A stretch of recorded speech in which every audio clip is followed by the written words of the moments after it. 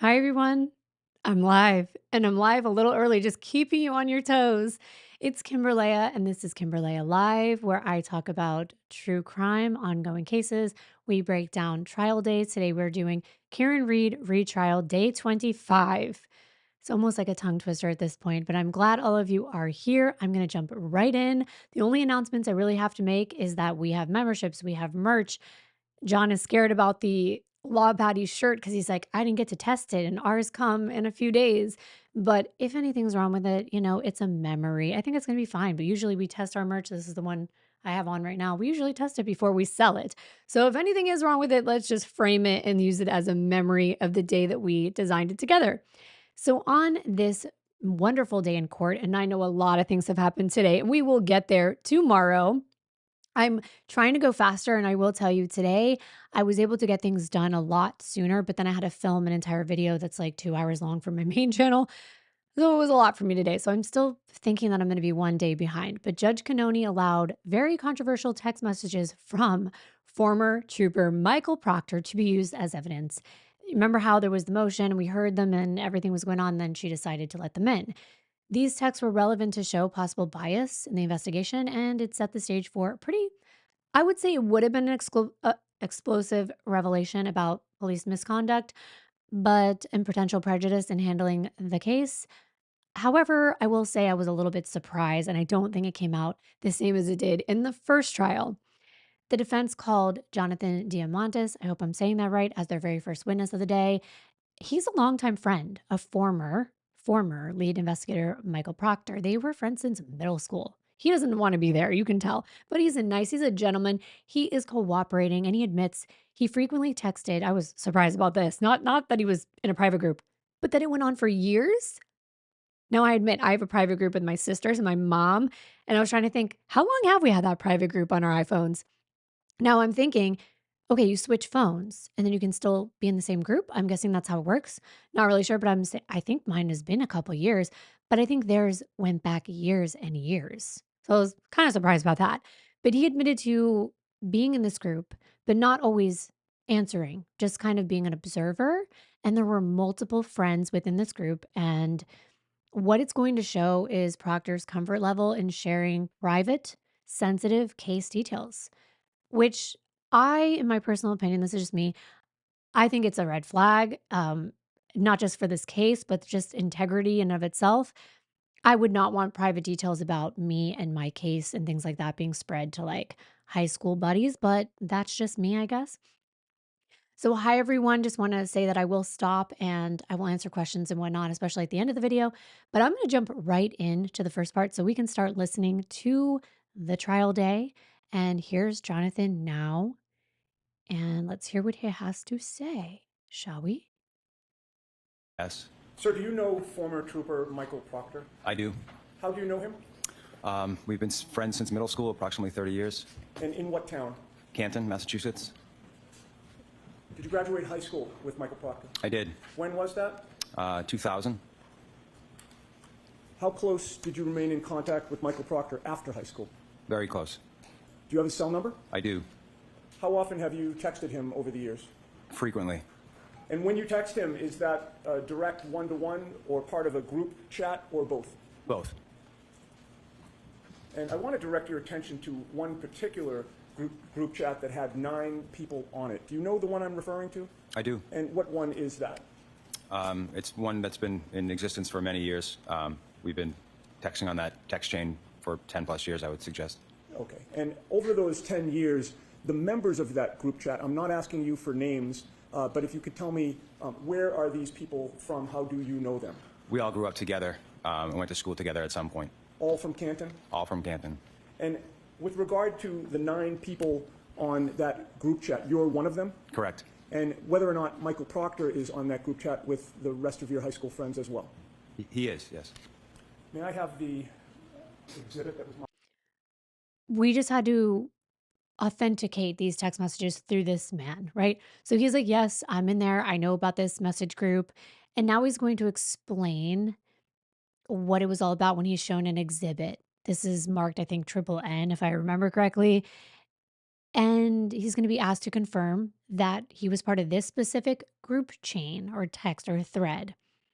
So we'll listen to that. But he does confirm, but he also says, what he's looking at is just one part of a very, very, very long, 10-year long text message group. They also point out, is this passcode locked? Meaning, you have to actually unlock your phone, get to these text messages, and this legally does authenticate this evidence. And that's exactly why it was put on, why he was there. Now, I don't know if he was only put on to identify these text messages and then somebody else was going to read all the salacious and crazy and bombshell messages that we heard in trial one. That was what my guess was, but that's not what happened. That's not what happened. I'm sure you probably already know. I handed you what has been marked triple N for identification. Do you recognize that, sir? I do. Have you seen that before? Yes, I was shown it last Friday. And what do you recognize it to be? A portion of our text chain. Okay. And when you say a portion, it's a limited time period within a much longer text chain. Is that fair to say? That's correct. And with regard to how you're able to recognize it, I'd like to just ask you a few questions. First of all, on the first page of that document, do you see a series of phone numbers? I do. And do you recognize your phone number on that text chain? Yes. Authenticating. And having reviewed that text chain on Friday, did you see that you had actually sent one text of the whole body of text that's included in what has been marked triple N for identification? Yes. Poor guy. In order to send that text message as of late January, early February of 2022, did your phone have a passcode on it? Yes. Have you had that for several years? Yes. In order to send a text chain, do you have to enter the passcode to your phone first to unlock it? Correct. And so it would have been you who sent that message. Yes. And having reviewed the content of that text chain, were you able to identify which entries were typed and sent by Michael Proctor? Yes. Who is he on that text chain? He's listed as local user. Okay, and it says local user, and there's a bunch of letters and numbers after that? Correct. Everybody else is identified by a phone number? Yes, or a nickname. And actually, even the ones with a nickname have a phone number, correct? Correct, yes. So three of them have nicknames, correct? Okay, so sorry about that. I had to run and do something. My phone was playing the live stream. Like I must have clicked on it before to message. Oh my goodness. So there you have it. It's authenticated. I'm assuming, like I said, Yannetti was going to call someone else to read Proctor's messages. But Brennan beat him to it. I could not believe this. This was like right out of left field. I think it was unexpected. Let me know how you felt. I was shocked. But I'll just let it unfold for you. I did notice the number, but it sounds accurate. When there is conversations in that group, do you always respond to the conversation? No. There's a particular section or segment of those 38,707 text messages that was shown to you. Did you see that document? I did. Are you familiar with it now that you've seen it? Now that I've seen it, yes. In that document, are there inappropriate comments that your friend Michael Proctor made about one of his investigations? There are. Was it about this case here? It was. In those inappropriate comments, did other people on that text chain, not you, comment or respond to Mr. Proctor? Yes. In that text chain where Mr. Proctor made inappropriate comments, you did not respond to any of those inappropriate comments, did you? Correct. No. You're on the text chain at a point later on in conversations, but not relevant to the inappropriate comments. Correct. Did you know that Mr. Proctor was fired by the Massachusetts State Police because of his inappropriate comments? Objection. I'm going to allow that. May we approach, please? Sure. They had a sidebar? I didn't know that. Sidebar. I don't know they had a sidebar right here. Oh no. Let's see. I'm going to fast forward. Here we go. Comments that are an exhibit? Correct. Did you at any time ever defend or endorse these comments? I did not. Did you ever encourage him in his comments? I did not. There were 38,000 text messages spanning many years. He said 10 years. He reviewed the selected inappropriate text messages by Proctor. Take a shot. Proctor's the name today. I'm having water. I was going to bring in my solo cup. Totally forgot again. These were texts related to the investigation. And the significance here is that this is an extensive personal connection he has with the people in this group, potential bias he has about the investigation, his conduct. And he also acknowledges Proctor made these inappropriate remarks about Karen Reed's investigation. He did not personally respond to them, endorse the comments, but this also highlights Proctor's problematic commentary. It raises a lot of questions about whether he could be impartial throughout this investigation. And that was the point of bringing this in. I'd like you to look at the third text message that begins with Chip. Without saying who it is, do you recognize that as one of the people in the group? I do. And what did the person write? Does anyone wonder why his name is Chip? Like, does anyone have any insight on that? Any intel? Or Bear? Chip, name of that BPD cop.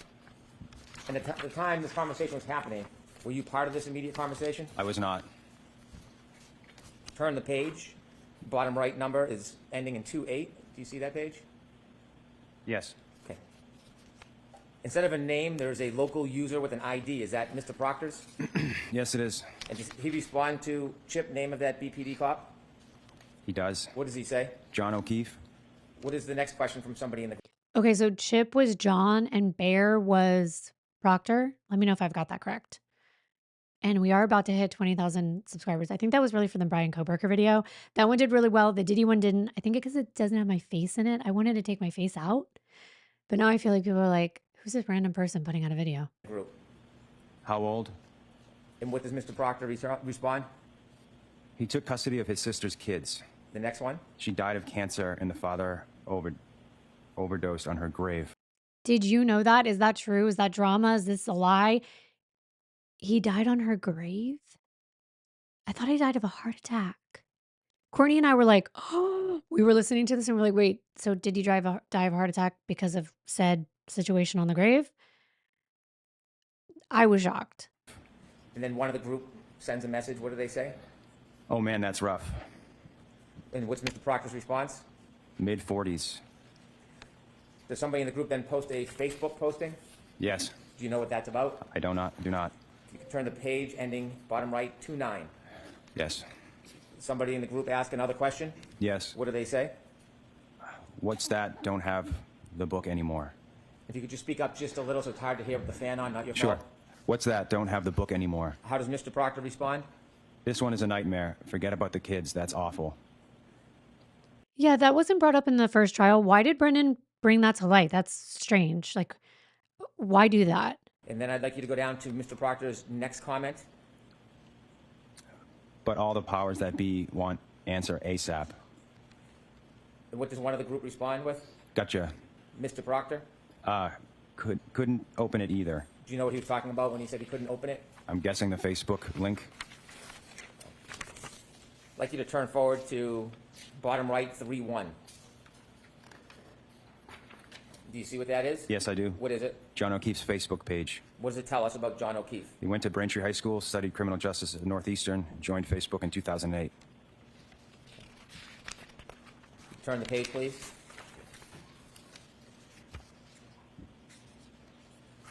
The first line from Bird, and I'll note this is January 29, 2022 at 10:56:39 p.m. Did I read that accurately? Yes. And what does the person say?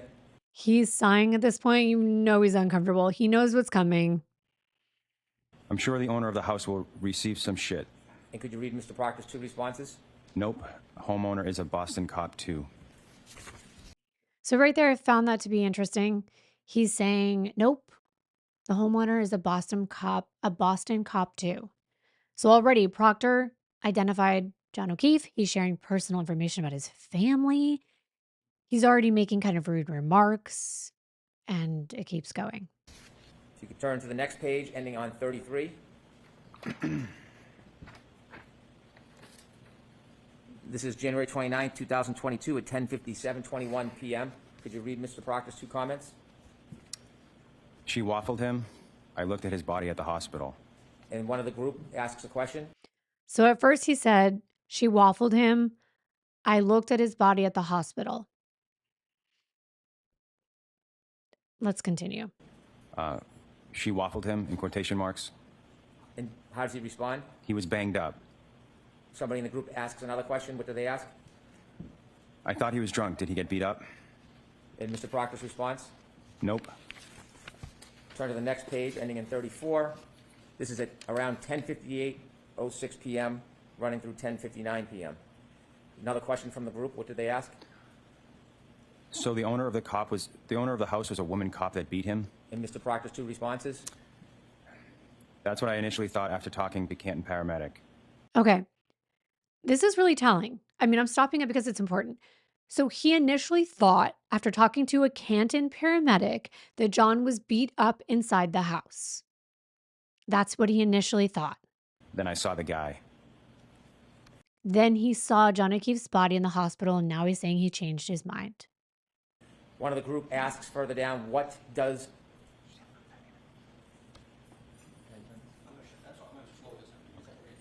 Sir, if you could either speak much louder or bring the microphone closer. We have a couple of fans back here. It's just difficult to hear you. Okay, sorry about that. It's not your fault.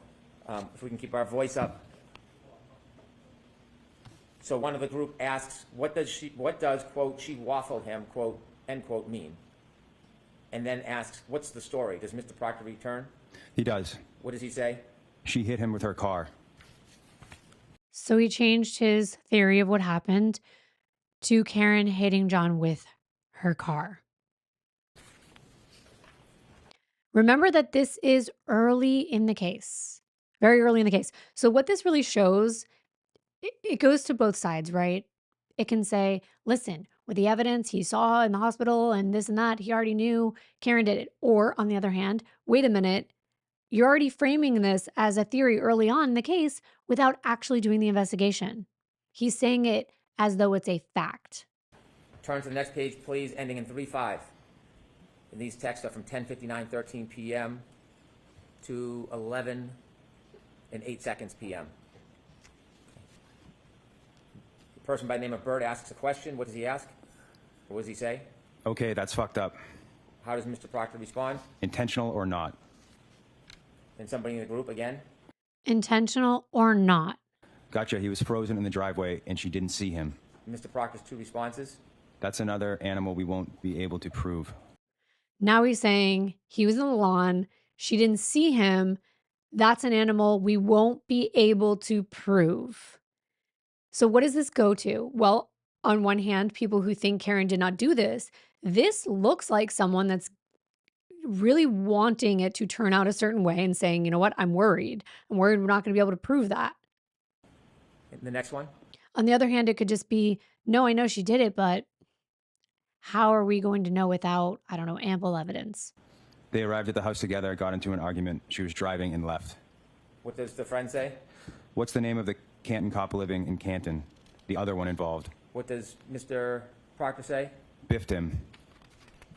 Biffed him? What does that mean? Turn to the next page, ending in 3-6. These run from January 29, 2022, 11 p.m. and 11 seconds. So this was 11 p.m. the same night they found his body, just to be clear. To January 29, 2022, 11 p.m., 39 seconds. The first comment by somebody in the group. The BPD have any jurisdiction here because it was their own? And then if you could look where there's a comment from Whitey at 11 p.m., 27 seconds. Liz has got the blueprint. Liz has got the blueprint. Do you know who Liz is? I don't know what that means. No. Okay. And what's the next comment by Mr. Proctor? Knockhat. It's the total opposite. They have to rescue themselves. What it's mean, Recuse themselves, thank excuse you. me. Recuse themselves? Yes. And then a comment by somebody in the group? What was the girl's name who... Because I'm thinking, are they saying she has the blueprint, like she knows how to charge Karen, or maybe I'm just going too far with it. But they have to recuse, never mind. You can't say it. I can't say it. They are taking themselves off the case. It is getting late. I had a long day. Because there's a conflict, which they're going to get to.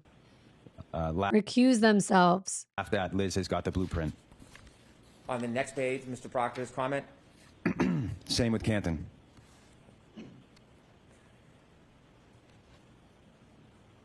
At January 29, 2022, 11:02 p.m. and 15 seconds, there's a comment from one person in the group, number ending in 5051. Could you read that?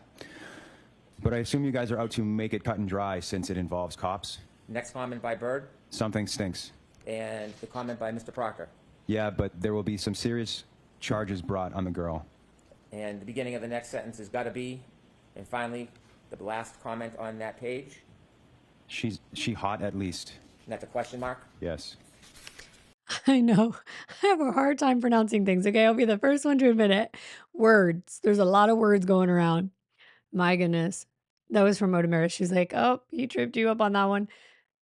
A lot. Okay, now they're talking about Karen Reed's looks. This is a civilian. She is being investigated. Now they're going into talking about whether she's hot or not. Turn the page, please. Ending in 3-8. These messages begin at 11:05:57 p.m., run through 11:06:39 p.m. on January 29, 2022. Does it begin with comments from Mr. Proctor? It does. Could you read all of them, please? These are not my words. I'm not really comfortable reading these. Do I have to say these words out loud? So here's where the script flips, if you will. He's not comfortable reading these words. So Brennan reads them. I was not expecting this at all. I was like, no way is he going to read this. And then I didn't think it was fair for him not to actually say the word, see you next Tuesday. Like, wait a minute. Why are you able to not say the full word? Like, why are you, when Proctor tried to spell it, Judge Canoni was like, did you spell the word? And he was like, no, I said it in the text. She's like, well, you need to say it. They're your words. So he had to say it. But Brennan can get away with not saying it because then it takes the air out of the sails. You know what I mean? It takes the oomph out of that word and how he was using it. 29, 2022, 11 p.m., 5 minutes, 57 seconds. And this page ends at 11 p.m., 6 minutes, 39 seconds on January 29, 2022, ending in numbers 3-8. Did I read that correctly? Yes. It's still the same night. Mr. Proctor says, from all accounts, he didn't do a thing wrong. She's a whack job, and then uses the C word to describe. Is that accurate? She's a whack job C word. The first night he's on the investigation, doesn't know anything about Karen Reed unless he heard things from somebody, but he's supposed to be doing an investigation. That's accurate. He then says, yeah, she's a babe. Weird Fall River accent, though. No ass.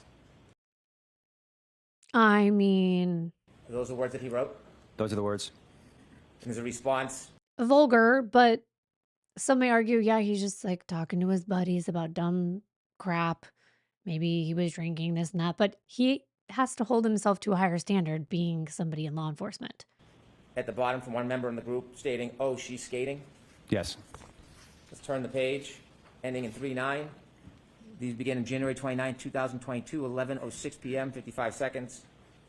Is that accurate? Yes, it is. Mr. Proctor responds, zero chance she's skated. She's effed. She's fucked. So he's like, she's effed from the beginning. Yes, Is that what he said? it is. And then one person in the group says, no ass bitch. That is so disrespectful, but I mean, maybe they never thought these conversations would ever be public. Now it's just embarrassing. Accurate? Yeah, that's accurate. Mr. Proctor, there's a response, laughed at, quote, no ass bitch. Yes.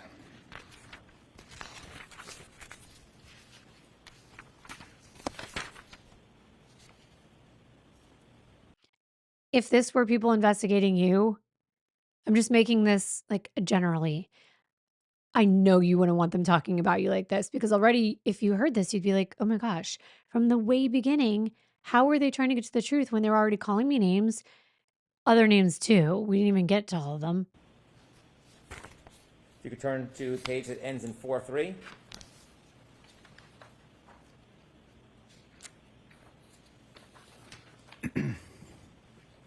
You ready? Yes.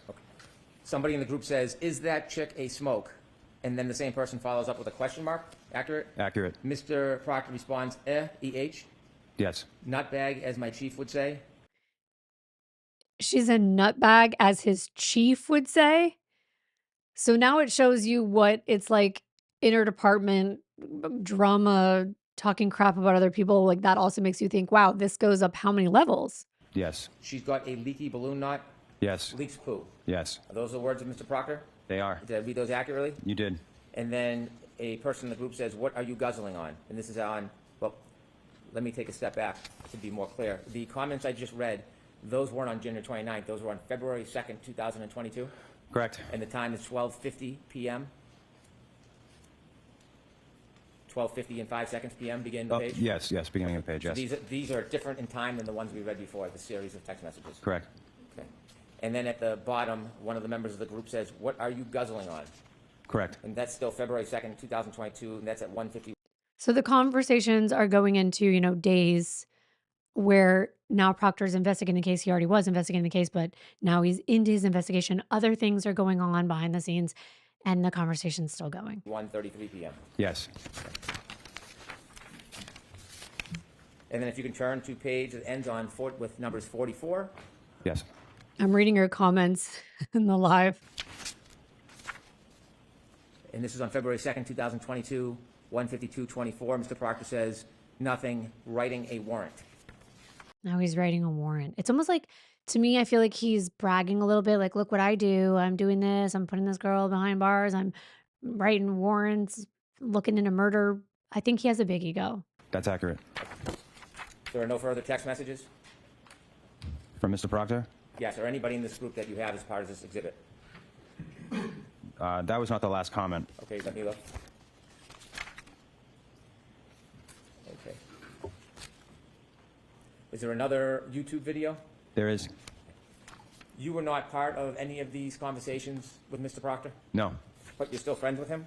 I am. Still friends.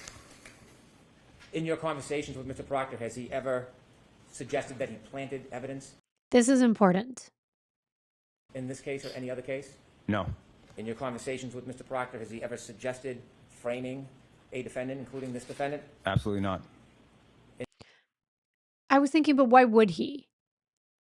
If you already think your career's on the line and you have a big ego, and let's just go with the hypothetical that he is trying to frame, or not even just frame, but let's say he's just convinced. Let's say he's convinced that Karen did it, but maybe he doesn't have enough evidence. Like he said, we're not going to be able to prove it. So I'm going to sprinkle some of the stuff. This is just one hypothetical. You wouldn't go around telling someone that. So I don't really think there's that good of an argument right here. Like, oh, he didn't tell you he was going to frame somebody. Why would you? Like, sure, you would talk crap, but I don't think you would say anything. But on the other hand, maybe this does bolster the opinion of the prosecution, where it's like, well, if he's going to talk all this crap, why wouldn't he reveal what his plans are? I just don't know if that's a good argument. In all your conversations with Mr. Proctor, has he ever suggested tampering with evidence in this case or in any other case? No, absolutely not. And Mr. Proctor was fired? He was. Thank you. I have no further questions. There you have it. He was fired. And now, like I said, it takes the blow out of it, right? Now the jury knows, okay, Michael Proctor was fired. He, was unprofessional in these text messages. But do you think that was a good argument? He never said he was going to frame Karen, but he was fired for his unbecoming behavior, to say the least. Well, when Yanina comes back, he emphasizes these things were private.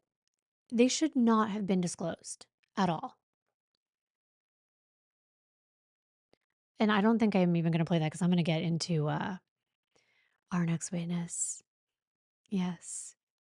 I mean, I could go to the part where we talk about breaching confidentiality or conduct unbecoming of a lead investigator, but I really think we should go to the most explosive part of the day when the defense calls Kelly Dever, Boston police officer, formerly a rookie cop from Canton PD. She really doesn't want to be there. She's combative, she's rude, she's uncooperative, she resists answering questions easily, and she clearly has her own agenda that is not in line with the defense's. So I feel like it's really important that I give you a little bit of context here, because when I was first watching this, I was a little bit confused. I don't like when, in the court of law, we also have to build foundation. So I feel like it's interesting because when evidence comes in, we have to build a foundation so we know what the heck we're talking about. But here I was like scratching my head, and then I had to watch the whole thing and then piece it all together. And I was like, why couldn't we have had a little bit of context about what was going on? I'm going to give you that context. She worked patrol for Canton PD at the time that John O'Keefe was killed. She was on duty in the middle of the night that night.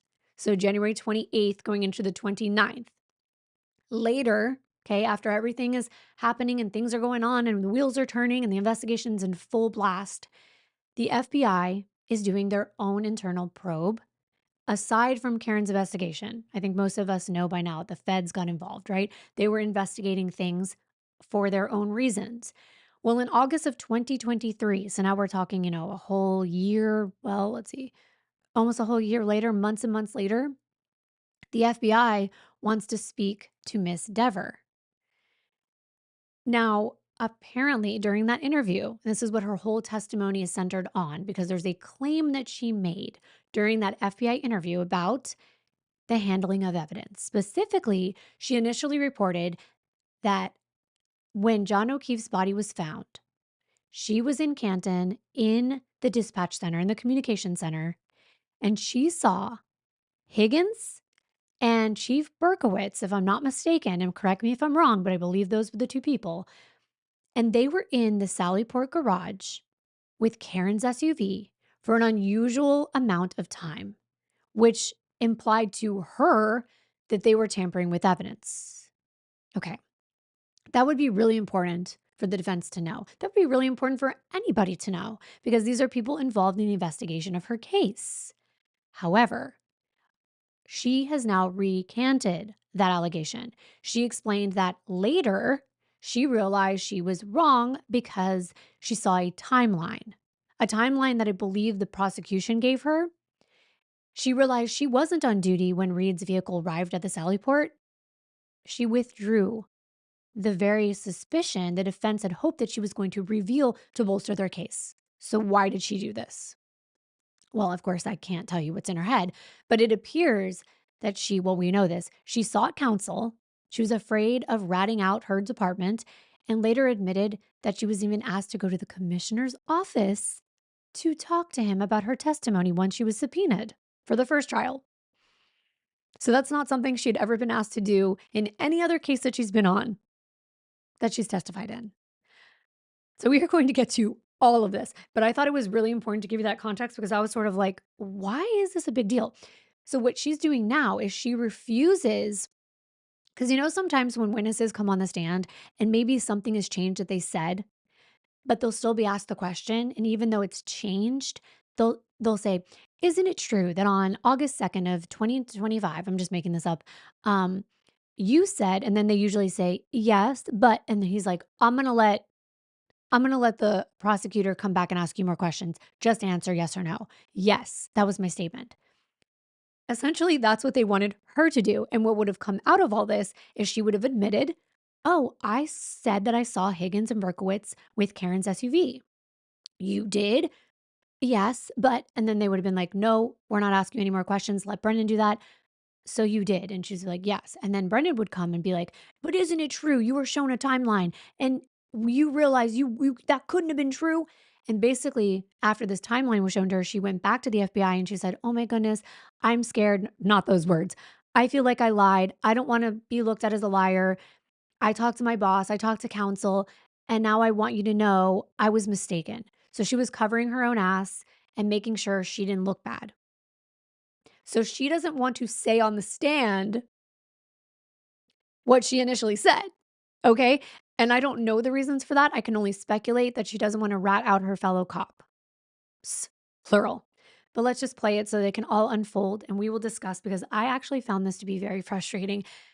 It put me in a bad mood listening to her because I personally find it to be very unprofessional. I want to direct your attention, Officer Dever, to January 28th, 2022. Where were you working? What was your duty assignment on that day, January 28th, moving into January 29th? Well, 3.5 years later, I remember I was on patrol. I don't remember anything further about this night. Did you work? And then she's going to use this whole like, "Oh, well, like 2.5 years later, but you already gave statements about this.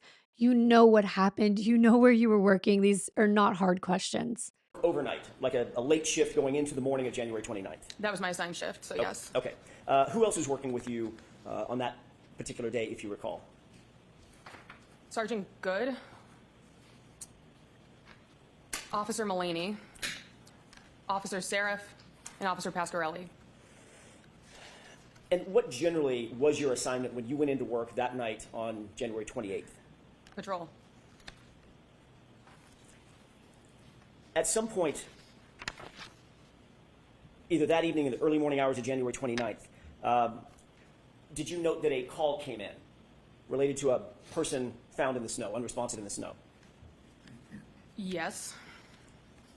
Tell me about that, the nature of the call, and where were you? I was in my cruiser. A call came in that said person in a snowbank, something along those lines.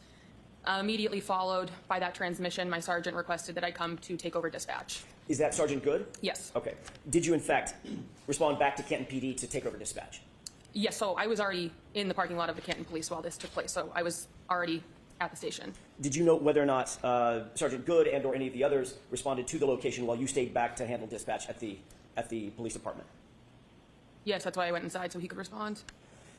Were you aware that Sergeant Good, did you have any knowledge at that time that Sergeant Good was familiar with or knew who Brian Albert was? Objection. We don't need to know that part. This was what I wanted to highlight. She's doing okay in the beginning because she's not really being questioned that much, but she went back to Canton PD to answer calls. So now we know she's at Canton PD that night, the same place where Karen's SUV is going to be later put in the Sallyport. Now the call comes in from Jen McCabe. Remember, that was a 911 call. So she's saying she was sent to go man the phones because other people had to go for the investigation. But the first issue arises when Dever starts to be evasive regarding details about the security monitors. Somebody brought this up in the chat. Why is it hard for you to just say that there were cameras inside of a police department? I mean, I think we could guess that there's cameras in there. We already know because we've seen the hallways, the footage of the Sallyport, the cameras outside. We know there's a command center that shows everything that's going on. But the reason why they're even trying to have her explain this is because it sets the stage for the jurors.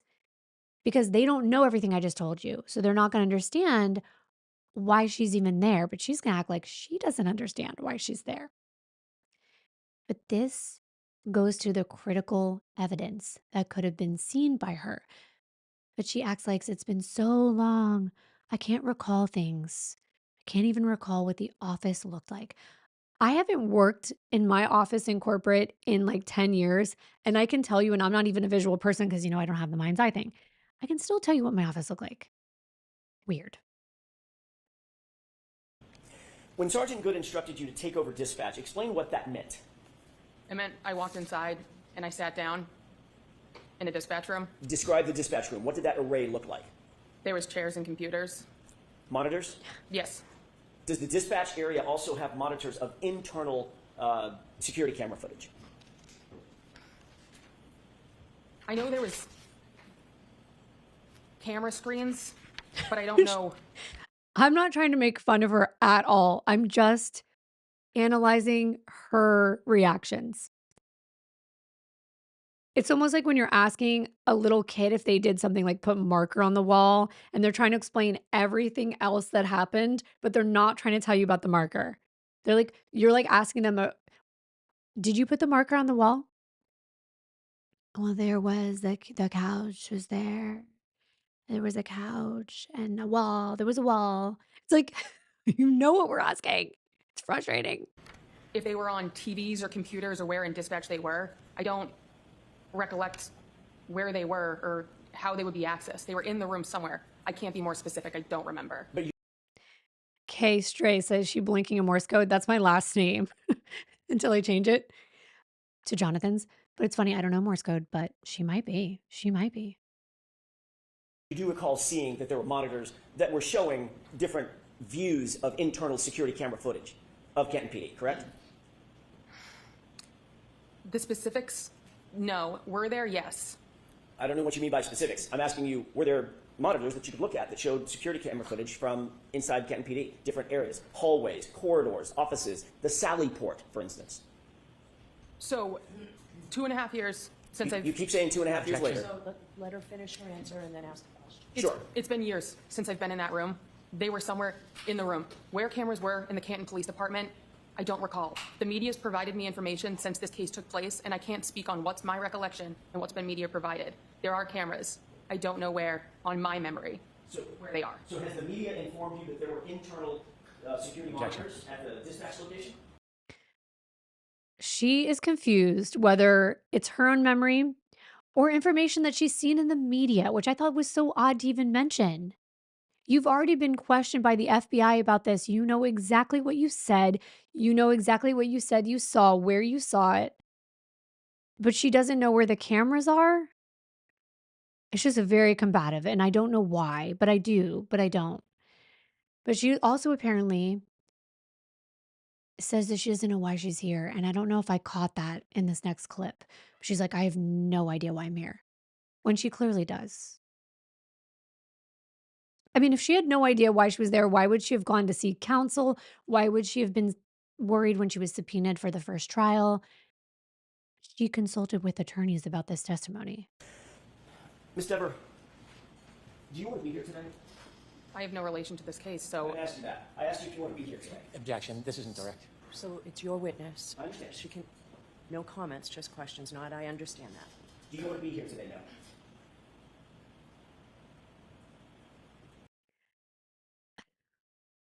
Listen, I don't care what side this witness is for. I'm not taking sides on whose witness this is. I don't care whose witness this is. This is so unprofessional to do in a court of law. The smirking, I mean, it's not making you look better to do that. Like, you're not winning right now, like, in my opinion. I am put on the stand in a murder trial. I don't know why I'm here. I have no connection to this case. You are a police officer, ma'am. Part of your job is being put on the stand for a murder case. I don't know if she didn't read her employment agreement in the beginning, but she says she's testified in many cases. So why is this one so hard? If you have no connection to this case, just answer the questions and go home. You have no idea why you're here? You've never talked to me. Nobody on the fence seems to talk to me since prior to the first trial. So I don't have any idea why I'm here. No clue whatsoever, as you sit here, why you might have been called to the stand. No. Are you uncomfortable testifying? No, it's part of my job. You're a professional police officer, correct? Correct. That means you're a professional witness to a certain degree, correct? In the crimes that I've gone on the stand before, yes, I have been. And you understand the oath? Yes, I do. What is that oath? The oath is to tell the truth. The whole truth and nothing but the truth, correct?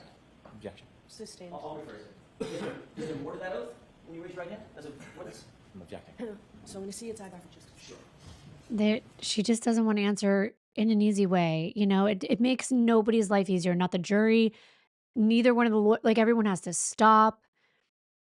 But she knows why she's there. But she doesn't want to be there. But it's her job. She's supposed to be neutral as a police officer, and she's clearly not. This isn't going well for the defense, but she does finally admit that at least she could see a Sally Port camera. So at least they got that. One of the monitors that you had access to back on January 29th did show the footage from, or did it show the footage from that, one of the other Sally Port garage cameras? Can you rephrase the question? Sure, it was a little bit clunky on my part. Did one of the monitors that you looked at, that you had access to at the dispatch area, did it show the video footage or the video feed from the Sally Port garage?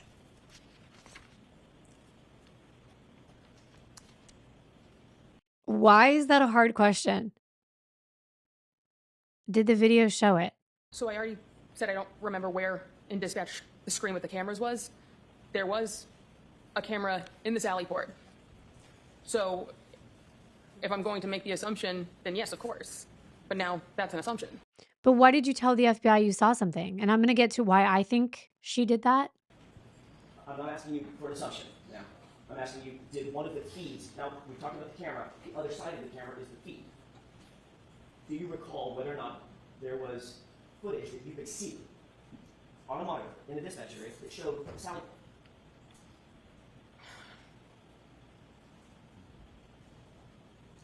I'm going to go with yes. Okay. My clarification. How long? So look, I don't know what that means. So what do you mean you're going to go with yes? Is your answer yes? She's so scared in this moment. Like, that body language, I'm not a body language expert, but just looking down, thinking to yourself, like, what do I say? You just tell them what you saw in the room that you used to work in. There's nothing weird about that. She's making it worse than it is by doing all this this song and dance around it.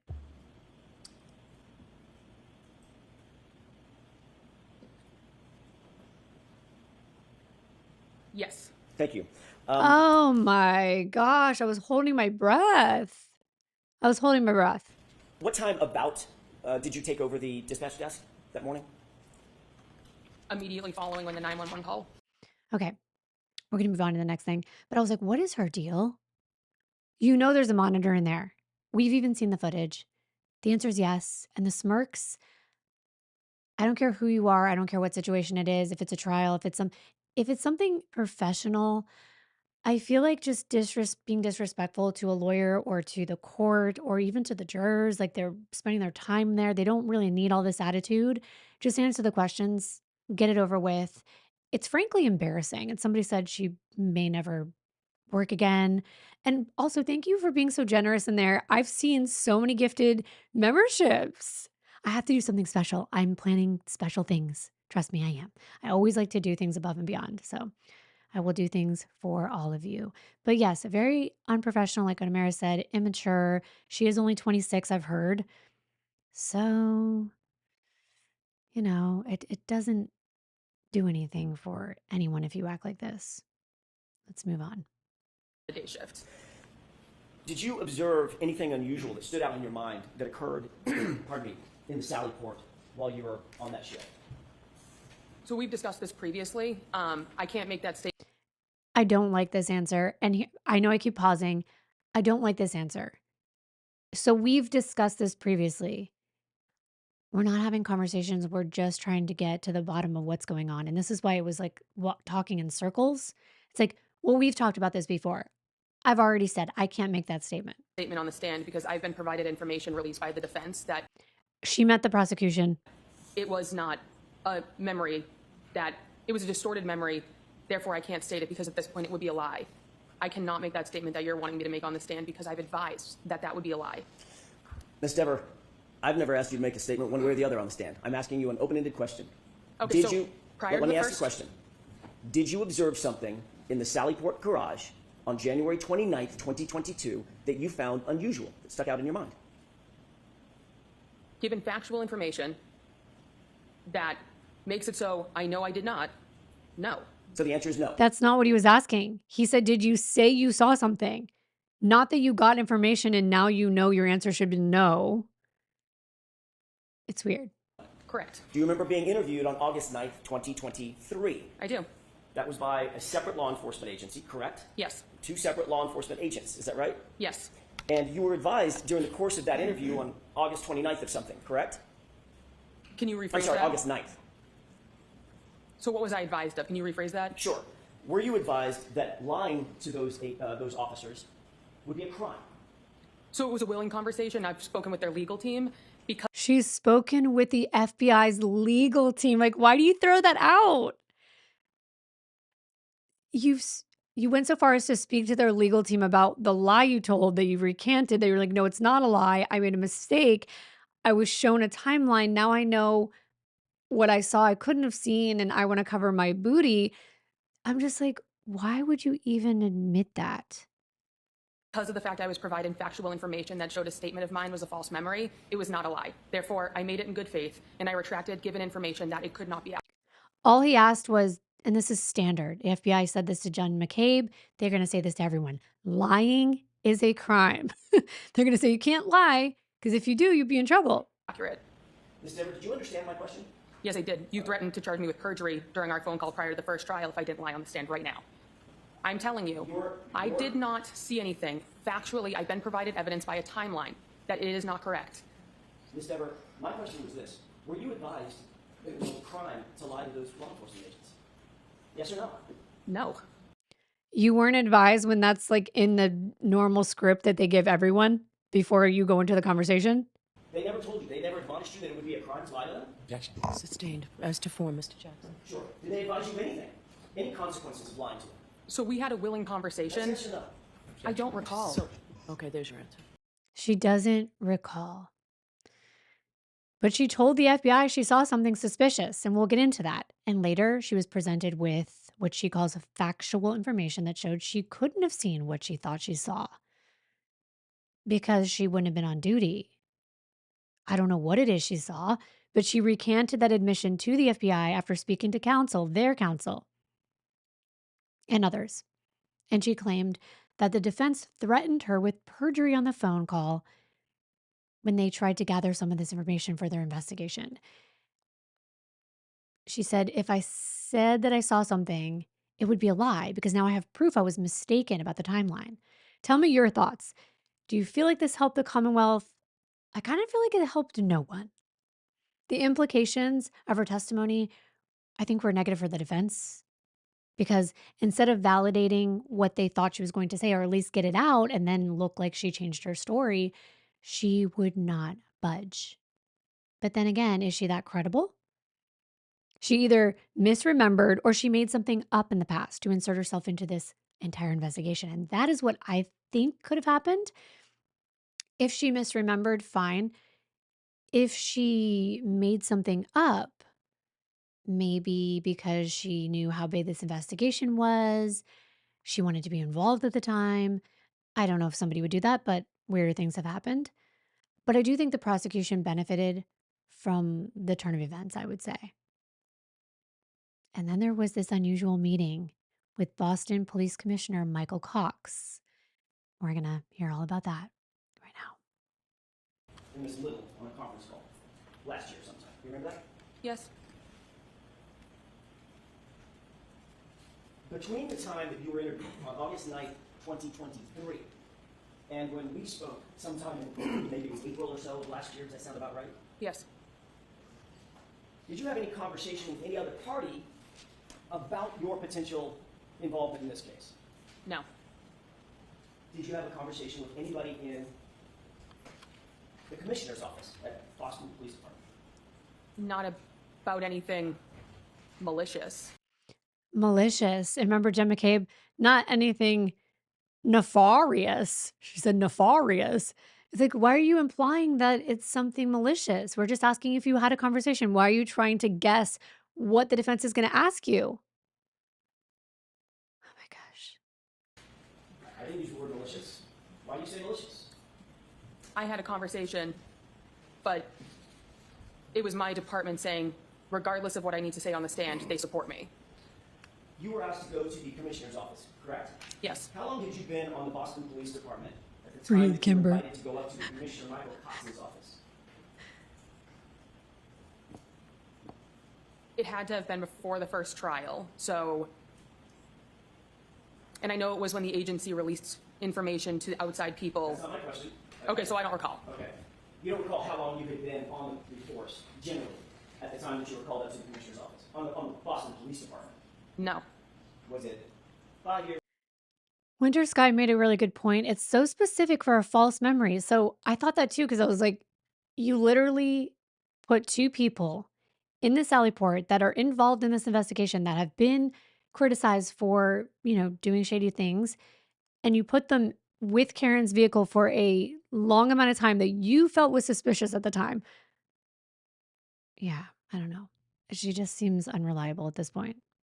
2 years, 2 months? Give me a ballpark. So I've been on the department for 2 years and 2 months. I would say somewhere in the range of a year. Okay. Did you find it unusual would you call yourself a rookie back then? Yes.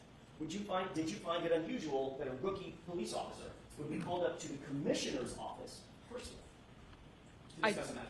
It was a reflection of how good of a leader he is. It was not anything that I found unusual, given the fact he is someone who wanted to show support for his officer. So I'm guessing all of your training class or all of your entry classes at Boston PD, they've all gone up to the commissioner's office as well?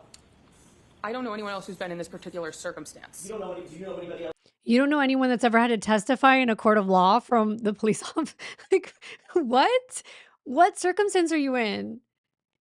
You were subpoenaed to come to court. That's like clockwork. You've been called up to the commissioner's office at your level at the Boston Police Department. Objection. Sustained. Do you know of any of your colleagues with your level of experience that have been called up to the commissioner's office for a specific instance? Objection. That's sustained. Now, when you went up to the commissioner's office, did you respond to his indication that he wanted to see you up in his office? It wasn't a direct line of contact from him. Okay. Did you respond? Did you ultimately go? That's what I mean by respond. Did you go to his office? He's my boss, so yes. Okay. And who else was in that office? Me and And? him. The two of us. General counsel for the Boston Police Department? No, it's just me and him. During the conversation that we had last year, did you say that general legal counsel for the Boston Police Department was also there? Objection. Not during that Sustain. conversation. We, Objection. Next question. Sure. Was there another time that you went to the commissioner's office where general legal counsel was there? no. Have you ever met general legal counsel for the Boston Police Department? Yes. Was it in the commissioner's office? No. When was it? During my conversation with the agents. Oh, that's interesting. Weird meetings. People there coaching her, maybe. I don't know if it's coaching her. Somebody said that in the comments. I'm not sure. But it just seems odd. And it doesn't help. And Courtney already brought this up. Oh, no, it didn't happen yet. He's going to mispronounce her name. You know what? People mispronounce my name all the time. And honestly, it shouldn't have elicited such a strong reaction. But it does. What does he say? Dever? When it's Dever? People thought he was calling her Diva, which is why I put it in my thumbnail. I was being kind of funny. Oh, wait, it's right here. Ms. Dever, when we left off, I was asking you about the meeting at the commissioner's office. And I want to clear this up. Was general legal counsel in that office or not when you had a meeting with the commissioner, Michael Cox? No, it was just me and the commissioner. At some point, did the commissioner say to you that Boston Police Department, insofar as your connection to this case is concerned, Boston Police Department fully supports you? Yes. Did he also say, do the right thing? That's a direct quote, so I can't recollect if he said a direct quote 2 years ago. A year ago, when you talked to us, the defense, did you tell the defense that when you were called up to the commissioner's office, we told you two things? Commissioner Cox told you, number one, Boston Police Department supports you, and Officer Deaver, do the right thing. So he said my name correctly. He said Dever, and That's my mistake. Let's see, you want me to repeat the question so I get So, that right? Mr. Jackson, let's go Oh ahead. my gosh. I don't like that. I don't like when people are like that. He said your last name incorrectly. You know how many people he has to talk to? That's like me. I pronounce things wrong all the time. It's not offensive. It's not to be hurtful to anyone. Ahead and answer, please. yes, and he said nothing with the intent of guiding me one way or I the asked you other. what his intent was, madam. I asked you what he said to Madam. you. What were his words to you? That he supports me. And? Just wanted me to tell the truth up here. And his words were, do the right thing, correct? I don't recall. Do the right thing can mean many things. It could be do the right thing. And you know, the right thing means, oh, I better keep my mouth shut. Or it could be, you know what, do the right thing, which would be repeat what you said before, whatever, like keep in line with your original statement. I don't know. It could mean anything. Oh, and she doesn't recall. She doesn't recall. The smirks kill me. Her face killed me. Her sighs, the hesitation. I've never actually seen a cop act this way. Clearly, I've seen witnesses be hostile and whatnot, but I just haven't seen a cop be that way. I don't know if it's just me. I guess I haven't witnessed it yet. Has Commissioner Michael Cox called you up to his office to discuss your testimony in any of those cases? Yes or no?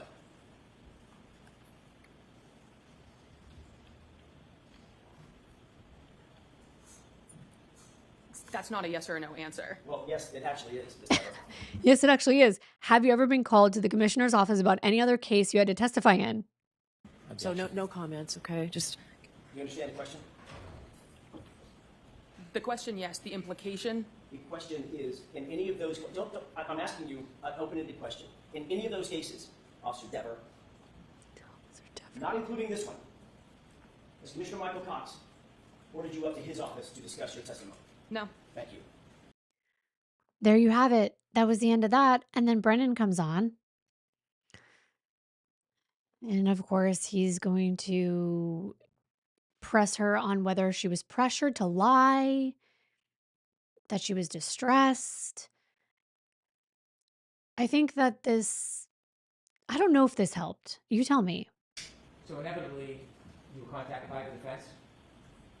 Yes, prior to the first trial. You mentioned that somebody had suggested you be charged with perjury. Yes. Who did that? One of the male members of the defense team. Why did they say that to you? Objection. Sustained. What were you discussing when you were threatened with perjury? They were essentially telling me what they were looking for me to say on the stand. What were they looking for you to say? They were looking for me to say that I saw Higgins and Berkowitz in the garage with the car. Did you share with them that that wasn't an accurate memory? Yes. How did they respond? They became very aggressive, raised their voices, and the one word that I can very definitely remember is they said that they would charge me with perjury. What did they want you to say? They wanted me to say that statement, although I knew at that point it was not an accurate statement given the timeline. How many times were you threatened with perjury? At least once during the phone call, but once you say it once, it was enough. What else happened during that phone call? Tell us the tenor of it. Tell us the content of it. That was essentially the thing I remember most because I understood that was what they wanted me to provide for the trial. I was never called for the first trial. Therefore, I'm not exactly sure what else there is for me to say when the one thing that they wanted on the stand, it is factually not correct and cannot be provided. They wanted to maybe not impeach her, but like they wanted to show that just another cop changes their story. That's what I think her testimony would have been for.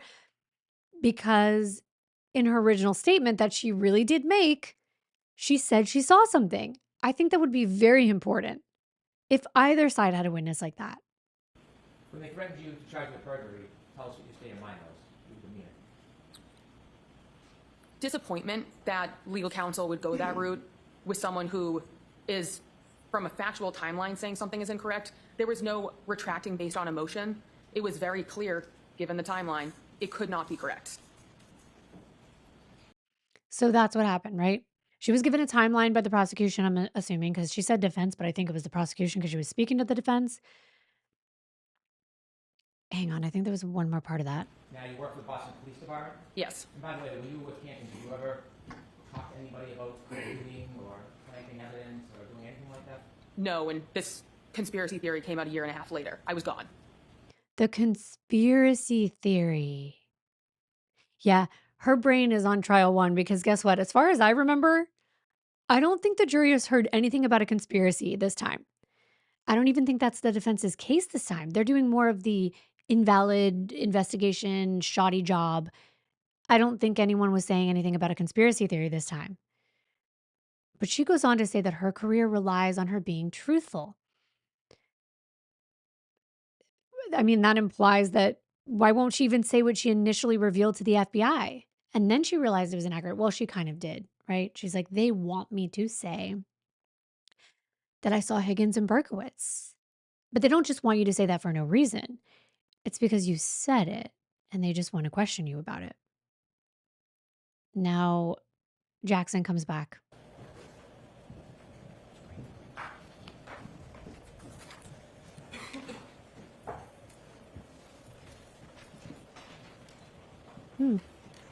May I inquire? Yes. Thank you. Officer Dever, did you go on to say in that interview, quote, you never saw them leave, them being Brian Higgins and Chief Ken Berkowitz. You never saw them leave, but you recalled thinking to yourself that they were in the Sally Port for a wildly long time together in there, end quote. Did you say that? That was my recollection of the time. Okay. So yes. Have you ever heard of... Why couldn't she say that from the beginning? That's her report. By the way, you indicated under questioning by Mr. Brennan that you knew what they wanted from me, meaning the defense, what they wanted from me. You Yes. understand that? Yes. Do you remember on that phone call that we read directly from the exact same report that I just read from? You remember that? And I told you the same thing then. That's not Yes. a question. Objection. Sustained. My question is, just answer my question, Officer Dever. Dever. Did we read to you, were you read the exact same thing that I just read to you on that phone call? Like you can't remember my name. I don't remember. Oh my goodness. I'll give her credit for being witty. I like witty people, but just don't do it in the court. I can remember your name, Miss Dever. Okay, so the answer is I don't remember. No The answer is comment. more than that, Judge. I think we all... All right, so Wow. I mean, it's already out there. This just made me really uncomfortable. But there's more. no comments, just questions, please. Do you recall us telling you that we were looking for the truth about your Objection. comments? I'm going to allow it. That we were looking for the truth? Which I gave you, yes. Did you also say on that phone call something to the effect of, I know you're going to tear me a new one because I'm changing my testimony? Changing, no. But you're trying to do that. Did you say, I know you're going to tear me a new one? That's what you're trying to do, so yes. Actually, what you said was, you're going to tear me a new asshole, didn't you? I don't recall that, so that's putting words in my mouth. I'm not asking you to put words in your mouth. I'm asking you if you remember saying that during that phone call. Oh, I don't I know recall. you're going to tear me a new asshole. I don't recall. Okay. Whether she said a-hole or she said you're going to tear me a new one, it's the same thing, ma'am. But finally, we're going to get to a new witness. This is like painful to watch. I know that the next witness, controversial, I guess, in some ways. I didn't want to put too much of the science and her past and all of the things that she has done, but this is Dr. Marie Russell. And me having to remember all these things is going to be tough, but I know she's an emergency room physician, forensic pathologist, 30 plus years of experience, licensed in California, Massachusetts, New York, I think Idaho, medical degree from University of Massachusetts. So I felt like, hey, that's good. People in the jury might feel like this is one of us. Not that it matters, but sometimes when they feel someone's an outsider, they might see them a little bit differently. But right there, I feel like maybe that'll warm them up to her in some way. She also has, I think, another bachelor's. Can't remember the university, but she attended University of Massachusetts Medical School. She did 2 residencies back to back. Emergency medicine fellowship, and then an additional residency and fellowship in forensic pathology. This woman has done over 500 autopsies, specifically sudden and unexplained deaths. That's interesting. I almost feel like she could have provided testimony in another direction if she wanted, but today she's going to be talking about dog bites. She currently works for the Medical Board of California here. She oversees standards of care, and she was actually the former chief medical examiner at a prison here in California. And she reviewed all the death cases there. I think you get the picture. She's done a lot. She's had extensive experience with motor vehicle accidents, treated thousands of trauma cases, and also dog bite and animal injury expert. Actually, she said that she treated over 500 dog-inflicted injuries. The only thing I had a problem with, I mean, I have problems with things all the time, but she keeps calling, and maybe I'm wrong. I don't know. But she differentiates a police dog by just calling it a canine when a canine is just the word for dog. I don't know. Am I wrong about that? But that's how she differentiates. Like a police dog is a canine and a civilian dog is just a civilian dog. I'm like, we could have said domesticated and cop dog, but I felt like she had a very unique perspective. She's also a former police officer. Yeah, I think in Massachusetts. So this is interesting. I don't hate her, but we're going to bring some questions up. Over your When I say I don't hate her, I just mean like, I don't hate her for the defense, not I don't hate her. Why would I hate someone I don't know? course of your career as an emergency department physician and otherwise, did you treat individuals with animal-inflicted injuries? Yes. And did any of those animal-inflicted injuries involve dogs? Yes. And generally, is it correct to say that in terms of dogs, there's sort of the canine police dogs, and then there's the civilian dogs with which most people have experience? Yes. Are those two categories Okay, maybe it was a lessee that said like the canine police dogs and she just went with it. that you're familiar with, you're comfortable, as we discussed dogs, to have canine versus civilian? Yes, because the injury patterns are a little different. Okay. So what is the difference between a canine dog on the one hand and a civilian dog on the other? Well, generally, civilian dog bites are rather minor. Generally, a puncture wound, maybe some slight avulsions, like skin defects, slight skin defects. Not I see what you mean. She's saying the number like K9, not canine. Got it. Got it. Thank you. Usually not major.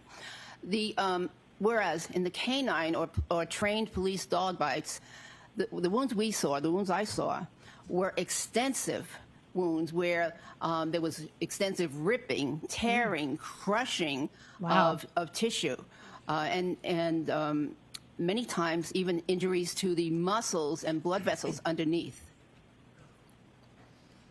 From your experience, do you know why the injuries from a canine dog are as you describe them, as opposed to injuries from a civilian dog?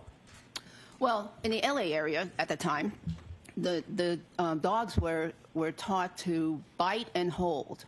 So they would the canine dogs would get a grip on the individual that they were pursuing. I think we've all seen this as well. There's a dog training right here in LA. It's like a big field here where I guess LAPD and other officers bring the canine dogs.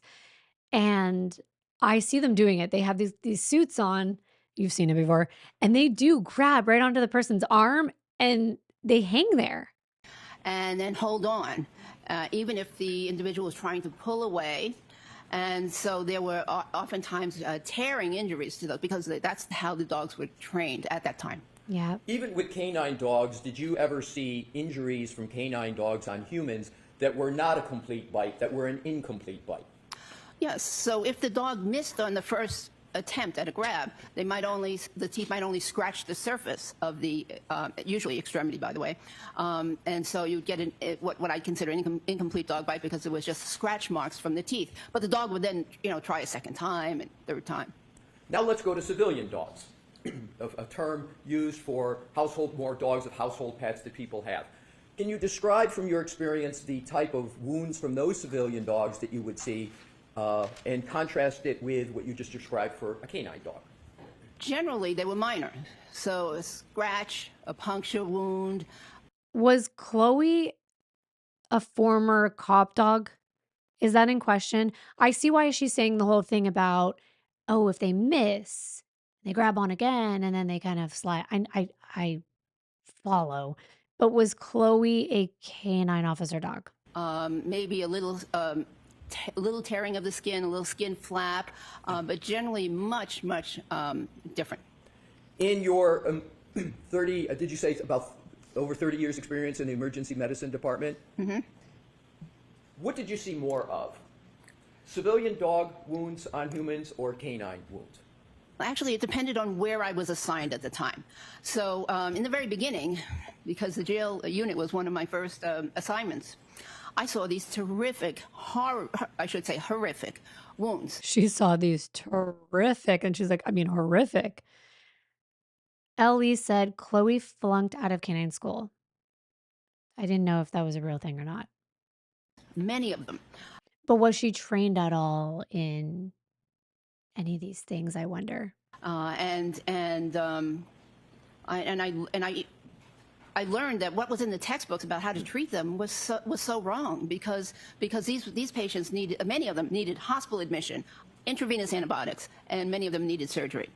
And what I was reading in the textbook was, that they, you could patch them up and clean up the wound and send them home with, sometimes with antibiotics, sometimes without. But anyway, so initially what I was seeing a lot of in the very beginning was the law enforcement dog bites because I was assigned to jail. And also I was very interested in this because I used to be a police officer. And before going to medical school, I was a full-time police officer here in Massachusetts for 7 years. And so I had this interest in law enforcement type injuries sustained during the arrest process, et cetera, et cetera. So you had an early interest in with regard to dog-inflicted wounds on humans and a police officer. Where were you a police officer in Massachusetts and when? In the city of Malden, Wow. Somebody said, extraordinary woman. Absolutely. There's no denying that. She also became a teacher. She taught legal medicine. She authored a bunch of peer-reviewed research, specifically on dog bite wounds and police dog injury patterns. And that's one of the things she's going to talk about, the wound pattern recognition. That's going to become big because we're going to be looking at a wound pattern that's on John O'Keefe's arm. And she explained the importance of a wound pattern. It helps you identify how an injury occurred. And she regularly uses this pattern recognition, especially, let's say, when there's an unconscious patient or child mistreatment case, when the child's not going to say anything, the unconscious patient's not going to say anything. So she has to rely on her understanding of the pattern that's on a person's body so that, like I told you in another video, the body tells a story. That is what she's using, the story that the body's telling from the evidence. But then we're going to talk about how she got involved in this case, which I think is important. Initially become involved in this case? Well, very interesting. I live in Los Angeles, and I saw something in the Boston Globe about this case, but I really didn't pay much attention to it. And then eventually I saw or heard something, because I'm not from this part of the Massachusetts. You know, I'm from a different part of Massachusetts. So anyways, eventually I heard or saw something about there being an issue with some possible dog-inflicted injuries versus maybe car-inflicted injuries. That would pique my interest. If I was her, like someone, I read this when I was watching the live, somebody was like, it's nefarious. Like, I don't know, they used a different word. I'm like, I don't think so. I think if I read something from my town I used to work in, I used to be an officer, I'm an expert in dog bites, there's a case going on, I read about it, and I'm like, oh, they're trying to figure out whether this is a dog bite? I can figure it out if it's a dog bite. I don't think there was anything weird about her becoming involved and thinking this was interesting. So that got my attention. I thought, that's interesting. And so that's how I initially became aware of the case. Let's talk about the Boston Globe. How is a person from Los Angeles reading the Boston Globe? And Well, why? that's Is it like a one-time thing, or Does Alessi not know you can buy like a membership to Apple News? why is it you're reading the Boston Globe? You know, I had a subscription. I would, not always read it. I lived in Massachusetts. I went to school in Massachusetts. I worked in Massachusetts as a police officer. So I have some interest in Massachusetts, but none of that was in this geographic area. It was all north of Boston. So that was the area I mostly paid attention to. Did you reach out to anyone after reading that article? And what do you recall from the article in the Boston Globe, if anything?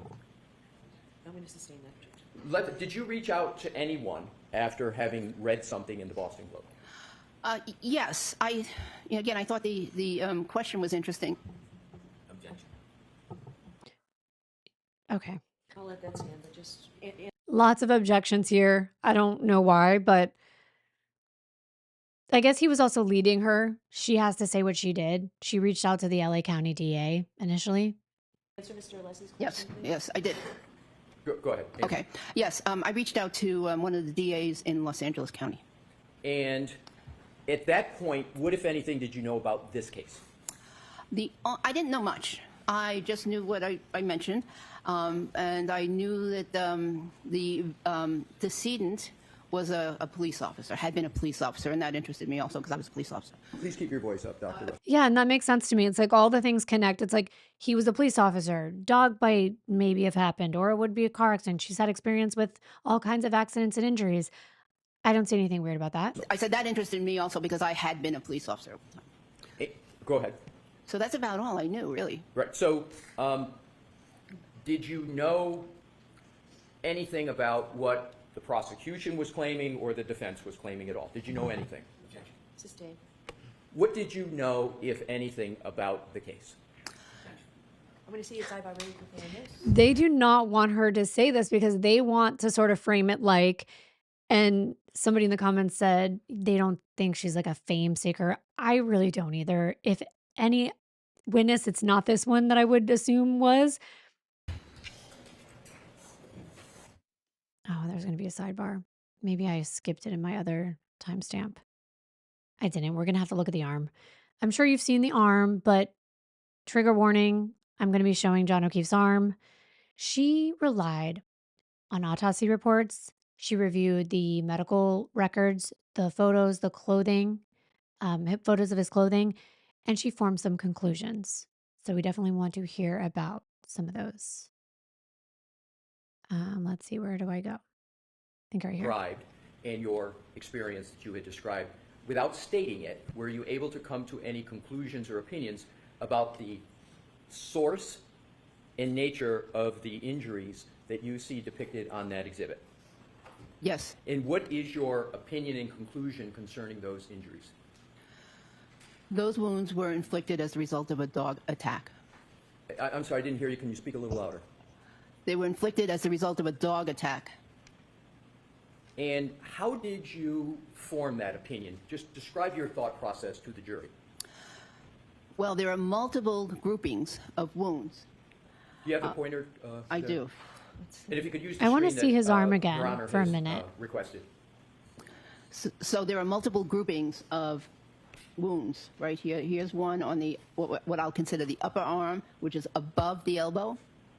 Here's another grouping. Here's an interesting, complex grouping at the elbow. These are all at the posterior surface of the arm. Sorry, I was looking at something. And there's another grouping down here on the forearm. These multiple groupings are patterns, and they are. I'm not disagreeing with her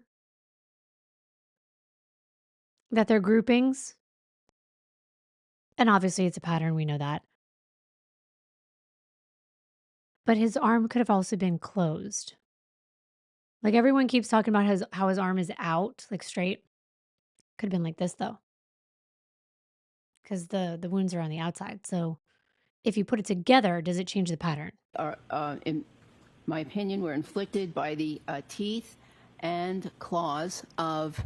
I mean, I see that the pattern does look like it goes from skinny to thicker, which would mean it does come down and it's less significant at the top and then it kind of gouges in, which would tend to lean towards a scratch or a bite mark. A dog.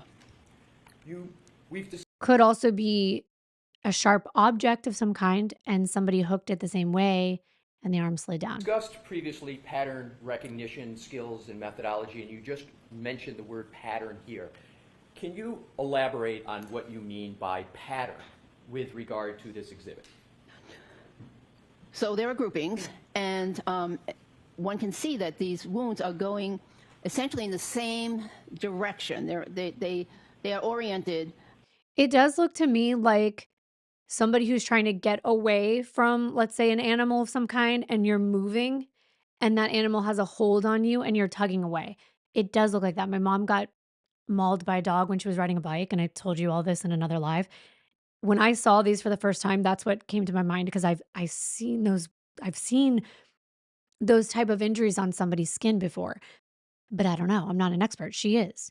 In the same way, almost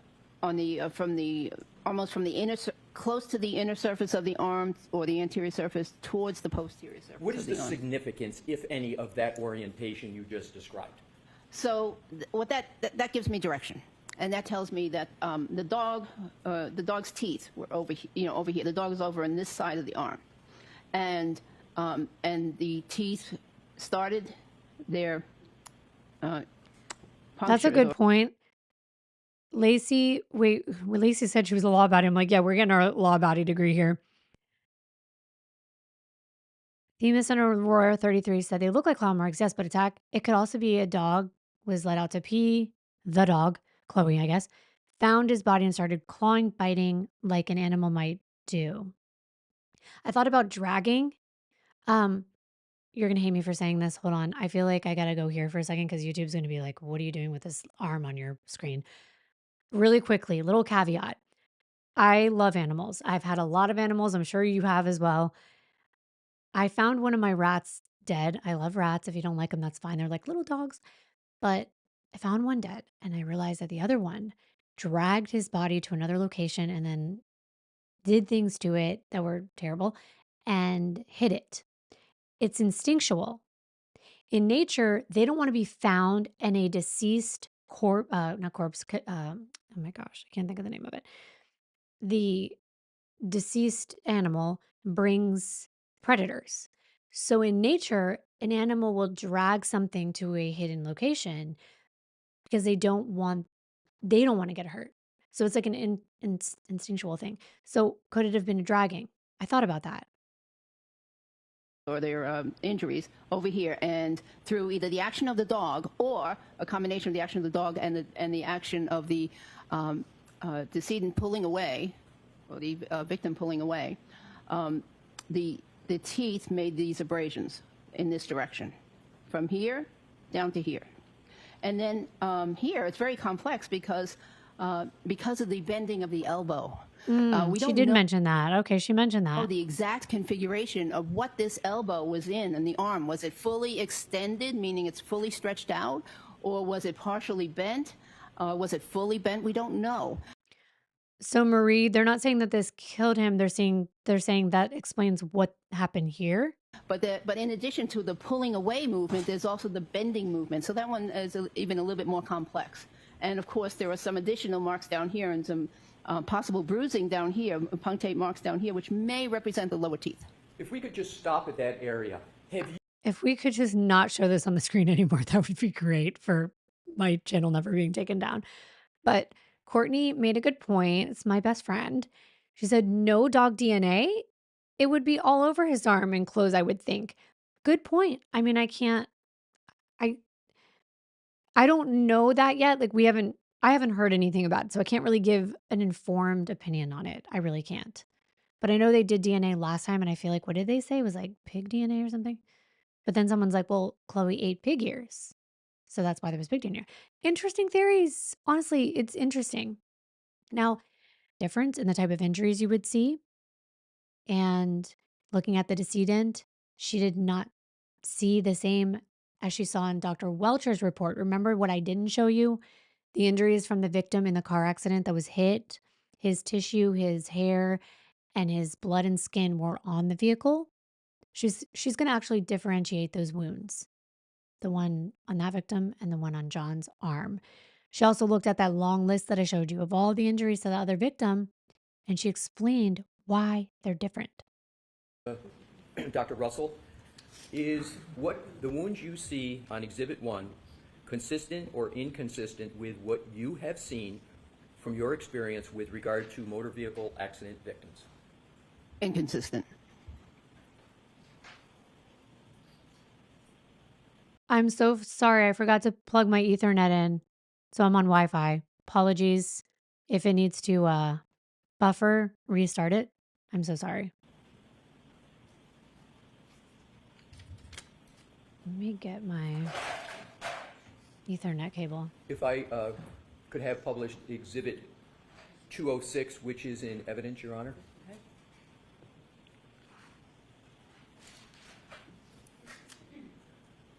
Do you recognize Exhibit 206? Yes. Did you review that as part of any report in this case? Yes. And can you describe how you reviewed this document as part of your evaluation of this case? Well, I reviewed the Natty, that's a really good. All right, so continue, please. And so this is a person deceased, looks like in the street, and he's got multiple injuries. And this is allegedly from an auto versus pedestrian accident. So if we could, are you able to discern any injuries to any limbs from this? If you could zoom in on the limbs, Mr. Wolf, thank you. So there is a very extensive Sue did make a point. Oh my God, please, folks. I've had the same exact wounds and striations, the same from blazing trails into the damn woods and bushes. This is not a dang dog attack. Well, I don't think John O'Keefe was blazing trails in the woods. So we have to think about what the scenario was that could be possible. You can't just have any possibility in the world, right? We have to narrow it down to what could have been in that vicinity. There was a dog in that house. So I think it would be common sense to include that theory. Not saying that that's what happened, but I don't think saying use common sense works because common sense would rule in things within the vicinity. So I don't think people are being ignorant by thinking it could be a dog. I think it could have been a dog or it could have been something else. but I don't think they've explained the something else yet, if there was something else. Gloving, partially degloving, avulsion injury to the forearm of this individual, the extensive skin loss, damage to the subcutaneous tissue, possibly damage to other tissues beneath that. And Mr. Wolk, if you could zoom back out and go to the list that is highlighted in the original of this. And Dr. Russell, can you tell me whether you evaluated the list, and if so, how did you evaluate that list in connection with the photo? Well, the photo is limited only really to the upper chest and the right arm. And It's hard in this case because I think, that victim that I looked at, that she's looking at now, they did have very different injuries than John O'Keefe. So it's hard. The car that hit that victim was damaged in a much more severe manner. But remember, they're claiming he was clipped. I have some theories of how his arm could have gotten that way. I was telling Courtney today, I was like, you always put your arm up in defense of yourself, right? You always do. When someone's coming at you, you defend your face. So could there be a world where she was going to hit him or on accident backing up and he did shield himself and his arm, he put force towards it?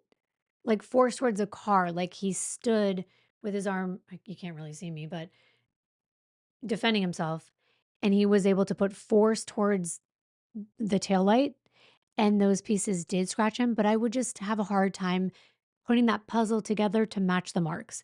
So I have theories. I'm not beyond having theories that are outside the realm of a dog. I just don't know. so, so I can't comment on any of the CAT scan findings here on this list. But this is a list of numerous traumatic injuries to this person. And regarding the arm, it says right upper extremity wound with vascular injury, clinical. What does that mean, if anything, to you? Well, that suggests it's a soft tissue wound. However, what they're saying is clinical, so they're not commenting on if there were any X-ray findings, for instance. On an X-ray, but I mean, would be a post-mortem X-ray, and this is just a clinical diagnosis or a visual. Those wounds were very different than John O'Keefe. She was analyzing that. She also analyzed the hoodie that he was wearing and the holes. And she said they were consistent with puncture wounds from dog teeth, her opinion. So I wanted to at least play that. I wanted to kind of speed this up a little bit because there's a little bit more I wanted to get to. Let's switch to another topic. Let's talk about clothing of the decedent. And I agree with Dr. Angelique. Why didn't they show other comparisons? Like, why aren't we seeing another victim of a dog bite? We haven't seen that yet. In forming your opinion, did you consider Mr. O'Keefe's clothing in relation to his wounds? Yes. If we could, Your Honor, have Exhibit 150 in evidence published. Okay. Do you recognize what's depicted in Exhibit 150? Yes. And what is it? It's a picture of part of the hoodie, sweatshirt or shirt that Mr. O'Keefe was wearing at the time. And wearing when? Remember that the cut down the side is from when he was being rescued. That's not part of it. The little white triangles are symbolizing where the holes are. At the time of his death. And did you evaluate this photo as part of your review of the autopsy report? Yes. And we're going to come back to this. If we could please switch to, Your Honor, 147C in evidence. Okay. Thank you. And what is 147C? So this is a close-up of the sleeve of that shirt that we just saw on the previous image. And there's a hole or defect here in the sleeve, which I'm circling with the pointer. And there's a label that... I mean, that does look like a claw or a tooth hole, right? I'm just listening and looking and observing and analyzing. I have no idea what happened. But I'm like, okay. His shirt wasn't cut in the same pattern, so to speak, but the holes are in the same places where those cuts were. So it's just something to think about. Labels it number 1. And so I see this hole that is rather round and appears to have some fabric coming out of the hole towards the exterior of the jacket or the shirt. Did you attribute any significance to the shape of the wound, and if so, what significance? The shape of the hole, yes. So it's rounded. I is. actually attributed a lot of significance to that. Describe a lot of significance that you attributed to this hole. Well, I believe that this hole was made by a canine tooth, and with the tooth going into the shirt, reaching the skin, and then coming out of the shirt, pulling out some fabric. And snagging on it. So that was her opinion on that. And that was pretty much all I was going to show you on direct. Those were her thoughts, her opinions. She believes it's a dog bite in her expertise. And then we are at the end of direct now. We were with Brennan again. He comes back on. We're getting to the end here. I only have 2 more clips to show you, so bear with me. It's been a long one. But guess what? We're making good time. We're in 1 hour and 36 minutes. Thank you for all the gifted memberships. I'm excited about all my new law baddies. So we're finally here. Brennan's going to come back. And of course, he takes issues with a lot of this. Is it an opinion held to, what are they going to say, reasonable medical certainty? Good afternoon, Dr. Russell. Good afternoon, Mr. Brennan. Dr. Russell, we've met before. Yes, I've asked you questions before, yes, and you've testified before where I've had a chance to ask you about some of your statements and opinions, haven't I? yes. Before this case, had you ever testified as an expert in dog bites in any federal court in the United States? No, Before this case, had you ever testified in any state court in anywhere in the country as an expert in dog bites? no, Other than this case, have you ever testified in a courtroom as an expert about dog bites? no, Okay. Last year, you learned that there was litigation regarding Dog this liberty. case, Commonwealth versus Karen Reed, correct? yes, You learned a little bit of information about it, and it piqued your interest, didn't it? yes, Did you know that the case was receiving a lot of attention? no. Did you know that it was on television? I had no idea until I got here. She had no idea. Not making fun of her, it was cute. She had no idea before she got into all this that it was making so much headlines and whatnot.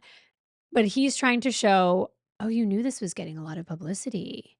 The whole fame angle, which for her, with all her experience and things she's done in life, maybe she wanted this as a notch in her belt. It just doesn't seem like it. But she had never testified about dog bites before. You spoke to a colleague in Los Angeles, correct? I'm sorry, I spoke to who? A colleague? I spoke to a district attorney in Los Angeles. And did you just bring up the subject, or did that person bring it up to you? I brought it up. When you brought that up, is it because you knew of the relationship between that district attorney and somebody on the defense team? Yes, You wanted to get involved in this high-profile case. Remember that Jackson is from LA.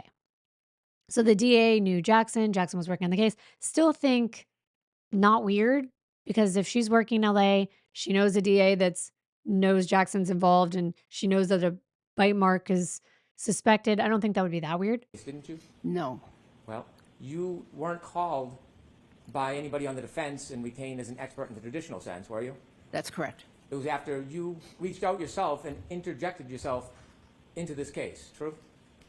I did so for a reason. And the reason being that I knew I was one of the only people in the United States board certified and residency trained in emergency medicine and also residency trained in forensic pathology. And therefore, I had a unique skill or knowledge set. And I was one of the very few people that had the knowledge of dog bites. He's like, you were doing it for the clout. She's like, no, I am the clout. She's like, I'm the only person in the United States that has forensic dog bite analysis training. But he said, no, you actually don't, because there's no such thing, because there's no programs that actually exist. And she's like, have you ever heard of experience? That's not what she said, but essentially what she's saying to him. As well as those other trainings. And because of the fact that you held this opinion about yourself, you wanted to get involved in this very high-profile case, didn't you? I thought I could help clarify the issues as to whether or not this could be a dog bite, and maybe they could move on to something else if it wasn't. Did you want to get involved? No, not really. Inevitably, you got hired by the defense, didn't you? Yes, I reluctantly agreed. And they paid for your time? They are paying for the time. Yes. What do you think? Clout chaser or just a woman who wanted to get involved because she was interested in all the things I said? I find it hard to believe she was really chasing the money or anything like that.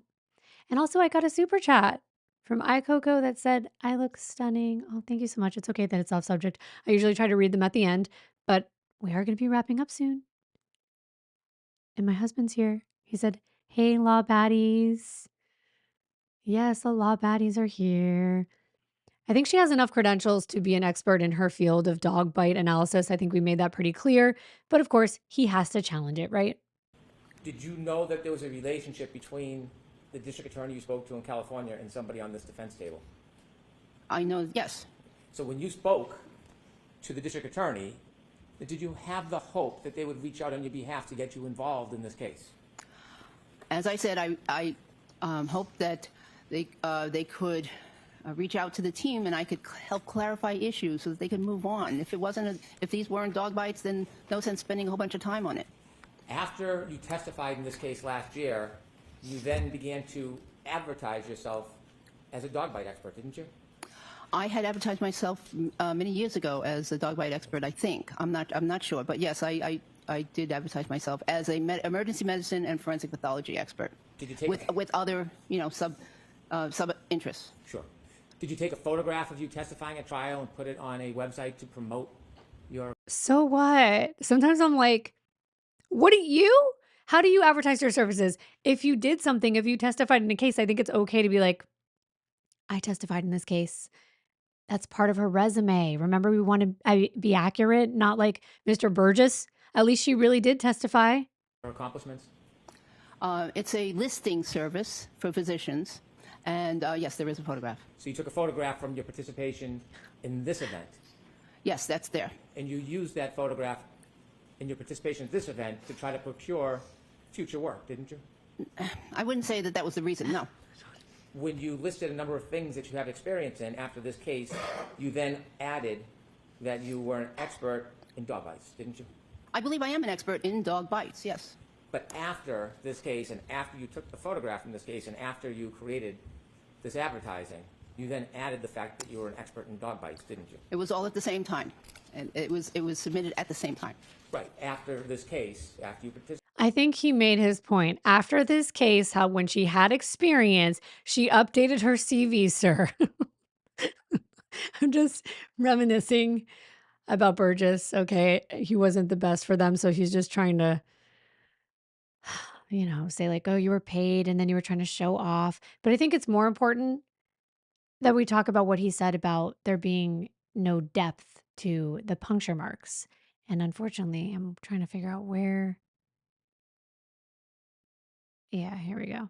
Any names of any classes or seminars or certificates that you have. You mentioned again today that you have attended seminars regarding dog identification analysis. Do you now know some of those trainings and seminars? And are any of those listed on your CV? The trainings that I went to on bite marks in general, they were bite marks in general, and included things like how to determine what was a human bite, how to differentiate a human bite from a dog bite. But no, I did not specifically attend seminars limited to dog bites only. However, actually, there was one this past February that I did attend at the American Academy of Forensic Science. He was just trying to say, like, those don't exist. And she's like, well, maybe it's not as big of a specialization, but apparently she just attended one in February. Over your many, many decades. And I want to make sure I get to the one where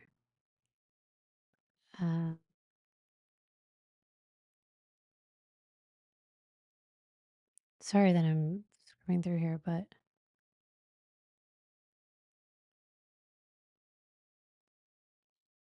here we go. Yes, correct. And when you look at that photograph that you discussed with the jury, you also had a chance to see Dr. Cordivello's report regarding the abrasions on Mr. O'Keefe's arm. Yes. She described those abrasions as superficial, didn't she? Yes. She actually gave measurements, 3 centimeter superficial abrasion on the right medial upper arm. Right? Yes. You not only read that, you deferred to her ability to have a first-hand observation, and you accepted that as true, didn't you? Yes, but there's no interpretation of that abrasion. Multiple abrasions from 2 to 3 millimeters and up to 7 centimeters on the posterior right arm and forearm. Yes. Did you read that from I Dr. did. Scortabello? Yes. Did you accept her finding and Yes. observation? Yes. And you would agree she was in a far superior position than you when she made these observations and notes, correct? They are not inconsistent with what I said. That's not what I asked, though. Okay. Sorry, I didn't mean to be sharp. Okay. I apologize. Oh, he apologized. He's like, I didn't mean to be sharp. So he does respect her. He doesn't want to be mean. Like he was being really mean before. So with this witness, he wasn't, which that was nice. And I think she kind of smiled after that. You rely on her ability and first-hand observation of those wounds. Yes. And did you appreciate or accept the fact she had a superior opportunity to evaluate those wounds firsthand that you did not have the benefit of? She made no interpretation of those ones. Well, did you know that Dr. Scortabello had described them as superficial? They are. Did you know that she said there was no depth and no puncture? Not inconsistent with what I said. I understand, Doctor. Right. So he's trying to say, you know what? The medical examiner said one thing, you're saying another. I mean, she's a forensic pathologist as well. I mean, she has a lot of experience with autopsies. Just because it's a superficial scrape or wound and it doesn't have a puncture, so to speak, and the depth isn't really deep. She never said that either. She was like, nope. It was an attempt to bite down, but he was moving. He was pulling away. But, I thought about it. It made me pause. I was like, yeah, they're not deep. They're not deep. Okay, we have one more clip, and that's going to be the end. And I have to get it to the right spot. Did not have any depth or any puncture. I don't recall that. Well, would you agree if Dr. Scortabello testified in this court that those superficial abrasions did not have any puncture or depth? Would you agree with that assessment? Objection, Your Honor. In that form, it's sustained. Would you agree that the superficial abrasions on Mr. O'Keefe's arm had no punctures? I agree. Would you agree that the abrasions, the superficial abrasions on Mr. O'Keefe's arm had no depth? No measurable depth. Yes. Between the last time you testified and then you testified here today, have you spoken to the attorneys at all regarding the issue of punctures? No. Because you are agreeing today that those superficial abrasions did not have any punctures, right? They don't appear to have any punctures. But you, in the past, have testified very, very differently than that, haven't you? No. Now, we've spoken many times. I'm going to go through many of those examples later, but we'll do that a little bit later, Doctor. They're going to end because it is the end of the day. She's going to be coming back. Well, it already happened. But for us, it would be tomorrow. So that was all that I put together. At the end, I like to kind of go over and see if there's any questions or any thoughts or anything before I end the stream. But today we're making pretty good time. We're not to 2 hours. I wanted to try to go to it for an hour and a half. I'm an hour and 49. But of course, there was commentary and things that happen, and I can't really predict that. So I'm going to go as long as I have to get everything done. But I think this was an interesting day in court. I'm hearing that today was wild. I haven't watched anything from today except for a clip that I saw on somebody else's channel. And I showed it to Courtney. And I was like, oh my gosh, craziness. It just seems crazy, but every day is kind of crazy. So I feel like that's why there's so much interest in this case. But then there's other people that are like, I'm not going to watch you, Kimber, because I don't want to watch this case. And I'm like, but we're here for so many other reasons. We're here to hang out. We're here to be friends. We're here to make comments. We're not just here for Karen, but we are here for the Karen Read retrial, right? Another thing is I put that P. Diddy video out and I heard a lot of feedback that people didn't know it was mine because I wasn't in the thumbnail. So I'm thinking about re-releasing it with my face in the thumbnail. Don't know if it'll make any difference, but going forward, like I heard the feedback and I realized maybe I need to continue with my face in the thumbnail so that it's not a random person putting out a video. I'm glad you were here with me today. I'm glad that there has been a lot of new law baddies. I'm excited for tomorrow. I don't know what time I'll be coming on each day, but it's usually around what I did tonight. But I do have my baby. My husband is kindly watching her. It's time for us to go home now because we've been at the studio all day. But I really do appreciate you guys being here with me. And thank you, Graceful, for saying that I'm doing a fantastic work as always. I appreciate it. I appreciate all of you. And yeah, like Dr. Angelique said, This trial's fascinating, and I feel like it is, and I feel like it gives us a lot to talk about. If it wasn't fascinating, we would just be sitting here, you know? And please, like Courtney said, like the video on your way out. Leave a comment later if you want. If you forget anything or if I fight it or if you need to correct anything, let me know. And I will see you tomorrow. Bye, everyone. See you later. Thank you for being here once again. Bye.